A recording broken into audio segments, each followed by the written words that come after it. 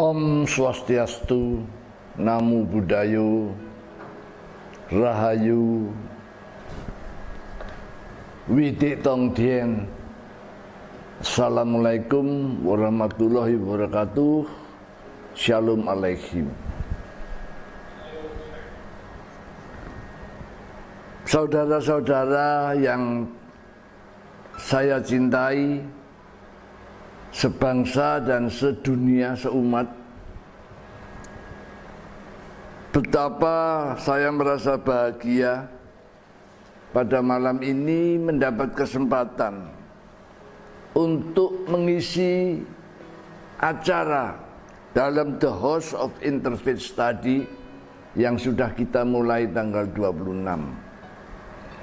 Satu kesempatan untuk bersumbang saran bagi mewujudkan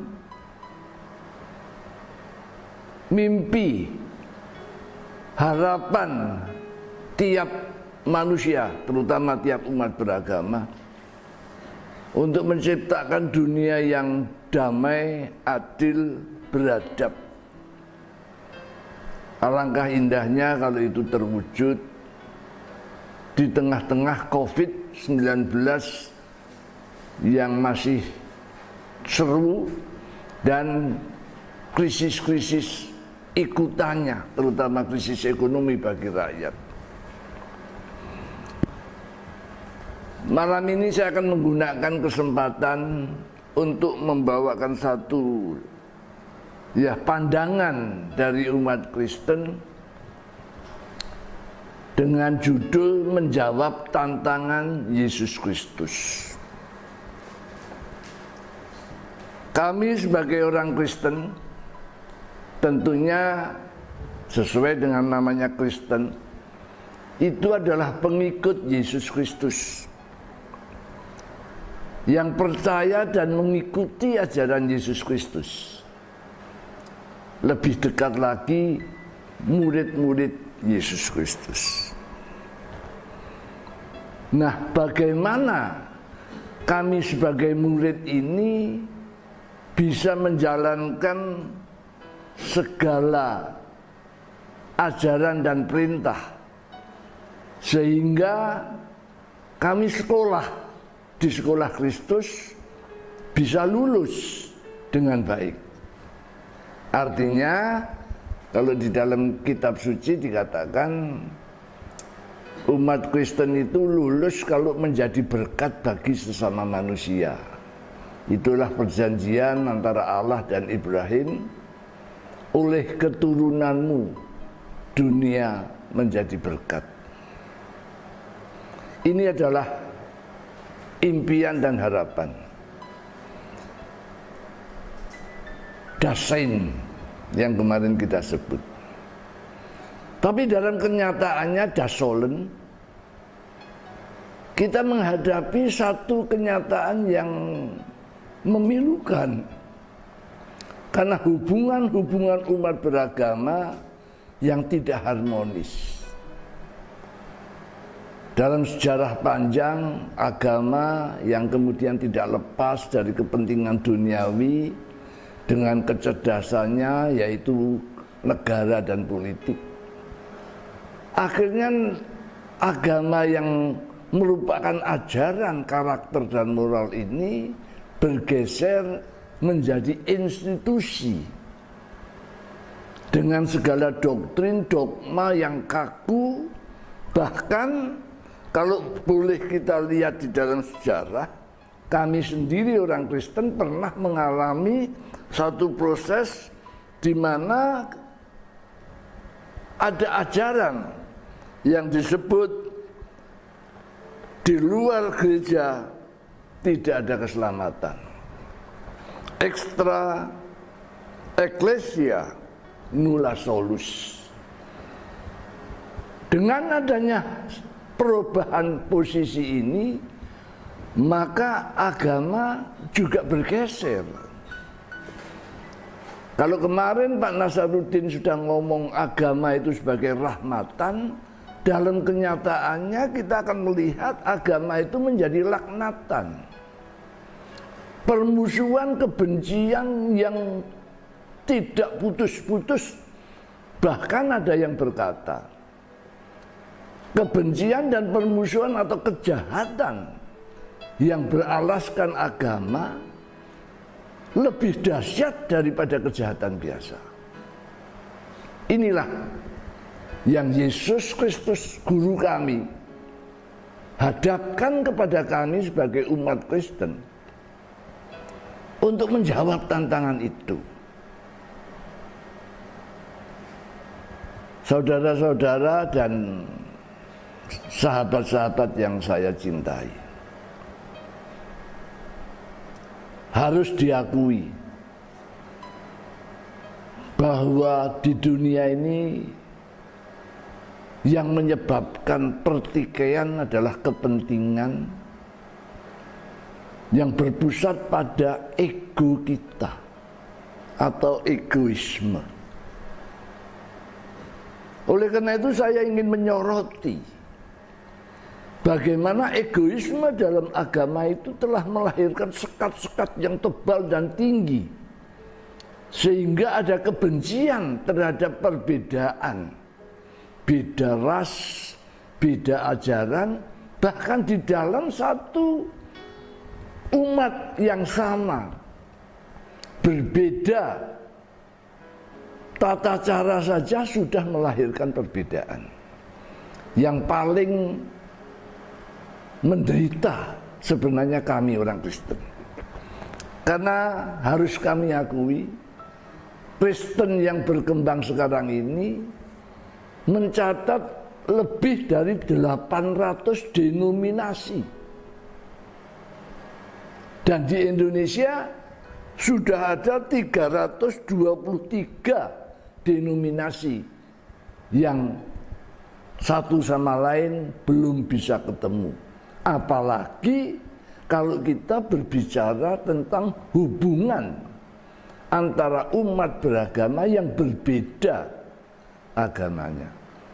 Di dalam des inilah kami mengundang dan kami hadir bersama tokoh agama untuk mencapai satu tujuan yang indah. Tuhan itu satu. Ini adalah satu manifestasi yang luhur yang kita bersama-sama mau bangun. Harus kita catat, Yesus Kristus guru dan Tuhan kami itu orang Yahudi. Lahir dalam budaya Yahudi yang terkenal keras, eksklusif, rasis lagi. Maka di dalam karyanya di dunia ini, Yesus menunjukkan perubahan-perubahan fundamental terhadap nilai-nilai itu. Kalau orang Yahudi menganggap bangsa lain itu kafir, bahkan disebut anjing, maka Yesus Kristus membuka itu ketika dia bertemu dengan seorang perempuan dari bangsa lain yang minta pelayanan dia. Yesus berkata, "Aku datang untuk orang Yahudi. Tidak baik kalau aku memberi makan kepada anjing." Tetapi orang itu yang sangat percaya kepada kejujuran nurani berkata, "Ya, anggap kami anjing, tetapi anjing pun kan boleh nunggu di bawah meja tuannya untuk menunggu sisa makanan itu." Itu tercatat dalam Matius 15 ayat 26-27. Ini adalah satu sikap pembaharuan. Masih ada sekat lain tentang bangsa. Maka bangsa yang dianggap paling jelek oleh orang Yahudi itu adalah orang Samaria. Ketika seorang rabi Yahudi bertanya kepada Yesus tentang hukum Allah yang pokok, yaitu kasihilah sesamamu seperti dirimu sendiri, Orang Yahudi bertanya, siapakah sesamaku? Yesus dengan sangat jelas, sederhana menunjukkan dengan cerita. Dia bercerita tentang orang Samaria yang baik, yang menolong orang Yahudi yang dirampok. Pada saat imam-imam Yahudi yang lewat tidak mau menolong, tokoh-tokoh Yahudi yang lewat tidak menolong, tapi orang Samaria menolong. Kalau perumpamaan ini kita terima, bukan berarti di Yahudi tidak ada orang yang baik, tetapi inilah pembukaan sekat. Inilah nilai kemanusiaan yang praktis dan nilai kemanusiaan yang nyata untuk mengimplementasikan prinsip-prinsip agama yang benar. Disinilah satu tantangan yang berat. Masih ada lagi tentang status sosial. Kalau ada orang yang terkenal dengan cacat moralitas atau koruptor, maka mereka akan dikucilkan. Inilah sifat manusia. Manusia itu mencintai dosa, tapi membenci orang berdosa. Yesus membalik nilai itu dengan ajaran dan praktek mencintai orang berdosa, tapi membenci dosa. Itu nyata dalam kisah ketika seorang koruptor, pemungut pajak, jadi nyatanya kayaknya Departemen Pajak ini berkaitan dengan korupsi yang dari dulu. Maka ketika pemungut cukai itu kepingin mendapat pencerahan, dia datang kepada Yesus. Orang sekitarnya tidak senang. Yesus berkata kepada Sakeus, Sakeus, aku mau datang dan mampir ke rumahmu. Maka banyak pemimpin agama formal yang legalistik berkata, bagaimana seorang nabi mau bergaul dengan koruptor? Tetapi dalam perjumpaan itu, dengan kasih dan rahmatnya dan hikmatnya, akhirnya Sakeus itu berkata kepada Yesus Kristus Sang Guru, aku berdosa, aku mengambil harta dengan tidak wajar. Sekarang saya mau mengembalikan separuh dari hartaku. Saya bagikan kepada rakyat yang miskin. Dan yang separuh lagi saya simpan. Kalau ada orang yang saya peras, saya ganti 4 atau 5 kali. Ini adalah satu perubahan nyata. Nah, disinilah saya melihat tantangan Yesus yang saya mau sampaikan hari ini adalah tantangan menghadapi bagaimana kita mengalahkan egoisme untuk mewujudkan kemanusiaan yang adil dan beradab, untuk memuliakan Allah yang Maha Pengasih. Seperti tadi sudah saya sampaikan di depan, maka sumber daripada kejahatan itu adalah cinta diri dan hamba uang. Bagaimana kita sebagai murid-murid Yesus bisa mengalahkan egoisme yang sudah meracuni diri kita? Itulah bisa ular yang sudah ada dalam manusia pertama. Yesus mengajarkan dengan sangat sederhana, dan itu bisa dipraktekkan. Ada satu kuasa, satu kekuatan yang bisa mengalahkan egoisme yang mendarah daging dalam manusia, yaitu cinta. Oleh karena itu Allah menawarkan kepada dunia di dalam kabar baik Yesus bersaksi, begitu besar kasih Allah kepada dunia, bukan orang Kristen, kepada dunia, sehingga barang siapa percaya kepadanya, maka dia akan selamat, tidak binasa. Yesus memberikan teladan pada kita bagaimana yang disebut percaya itu sebagai bukti cinta yang sejati. Dalam pergumulannya yang paling berat, menjelang dia disalibkan,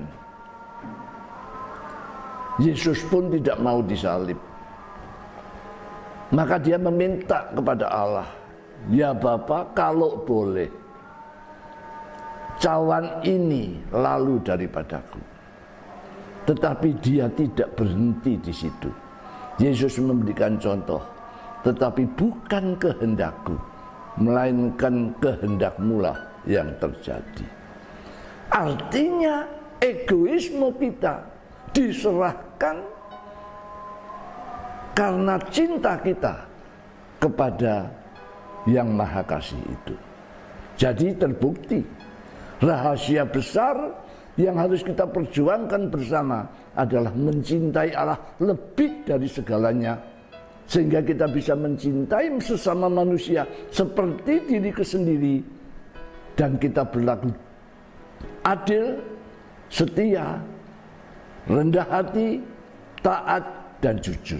Inilah bukti nyata yang Yesus tawarkan sebagai tantangan bagi kita. Pertanyaannya, bisakah kita melakukan itu? Kembali kepada jawaban. Semua teori ini akan larut, semua pendirian kita ini akan lenyap kalau kita cinta. Dan rumus cinta sangat sederhana. Dapatkah kita mencintai seseorang kalau kita tidak kenal? Maka kitab suci juga mengatakan, kenalilah Allahmu. Demikian juga kita mengenali Yesus, supaya kita bisa menikmati hubungan yang pribadi. Hubungan Allah dan manusia itu hubungan pribadi. Kalau kita mengenal Dia, merasakan cintanya, mensyukuri segala kasih setianya, maka ada satu kuasa sehingga kita bisa mencintai Dia segenap hati, jiwa, akal, budi, dan kekuatan kita. Dunia penuh dengan karya-karya maestro besar. Di tiap bangsa mengagumkan cinta itu. Di barat ada Romeo and Juliet, di Jawa ada Roro Mendut Pronocitro, di Tiongkok ada Sampai Ingtai. Bagaimana seorang yang mencintai orang yang dicintainya, yang dikenalnya, sehingga dia rela meninggalkan segala kemewahan dan kemuliaannya untuk mencintai dan hidup bersama yang dicintai. Tidak kalah hebatnya bagaimana saudara kita besok, Bante Mahakaro akan cerita, barangkali Sang Siddhartha yang pangeran itu rela meninggalkan istananya untuk mencari cinta, kalau saya berkatakan. Akhirnya saya berharap sumbangan pikiran saya ini akan membuka hubungan antara umat beragama untuk saling kenal. Sehingga dengan saling kenal itu kita bisalah saling mencintai. Kalau selama ini kita berhadapan muka dengan muka, head to head, kebenaranku berhadapan dengan kebenaranmu. Tapi ketika cinta bersemi, akan muncul kebenaran kita. Saya senang dengan tulisan-tulisan para orang bijak. Tatuan asih, aku adalah kamu. Alangkah indahnya Kalau dunia ini bisa sampai ke keadaan seperti itu. Itulah yang Yesus ajarkan. Ada satu catatan yang saya ingin sampaikan, supaya orang Kristen juga memperbaiki. Yesus bukan cuma milik orang Kristen. Bahkan Gus Dur pernah berkata, Yesus juga juru selamat. Artinya bukan sebagai orang harus jadi Kristen, tetapi ajarannya. Maka Yesus berkata dalam Yohanes 13, Aku punya domba-domba di kandang lain. Akan datang saatnya, maka semua itu akan menjadi satu kawanan dan satu gembala. Bukan nama gereja, bukan nama agama, tapi semua ini akan mencapai satu nilai kemanusiaan yang luhur, yang satu, sebagai wujud satunya Tuhan kita yang satu ini. Mudah-mudahan apa yang saya sampaikan ini menjadi sedikit sumbang saran untuk diskusi yang selanjutnya. Dan dengan demikian biarlah kita saling mengenal dan saling mencintai. Inilah tantangan yang Yesus ajukan pada kita. Maka ketika dia berkata, kalau dia datang, ada ndak iman? Akan kita buktikan bahwa kita beriman karena kita saling mengenal dan saling mencintai. Akhirnya saya mengutip satu ayat tentang cinta ini. Barang siapa mengatakan mencintai Allah yang tidak kelihatan, tetapi membenci sesamanya yang kelihatan, dia adalah penipu. Dan kita tidak mau jadi penipu. Mudah-mudahan kita sama-sama mencari kebenaran itu, dan atas izin Tuhan yang pengasih, kita akan membangun bangsa bersatu menjadi Indonesia yang menjadi berkat bagi dunia. Demikian yang bisa saya sampaikan, mudah-mudahan bermanfaat bagi bangsa dan dunia. Terima kasih.